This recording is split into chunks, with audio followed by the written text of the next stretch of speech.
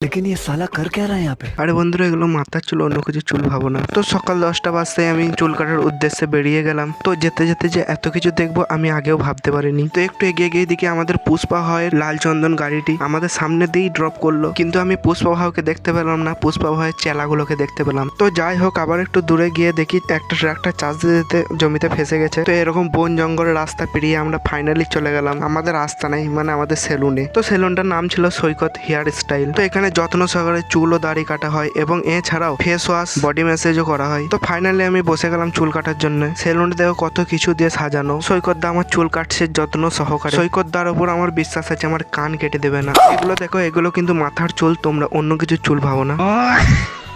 আমার চুল কাটা কমপ্লিট হওয়ার পর আমি সৈকত দাকে বললাম ফেস ওয়াশ করে দিতে। সৈকত দা আমার মুখে কাদা মাখিয়ে আমার মুখে একটা টিস্যু পেপার ছুঁড়ে মারলো, দিয়ে আমার মুখটা ওয়াশ করতে লাগলো। তো ফেস ওয়াশটা করার পর আমার মুখটা দেখি আগের থেকেও কিছুটা হলেও চেঞ্জ হয়েছে। তো সর্বশেষে সৈকত দা আমার গা থেকে ড্রেসটা খুলে দিল, আমাকে উলঙ্গ করে দিল।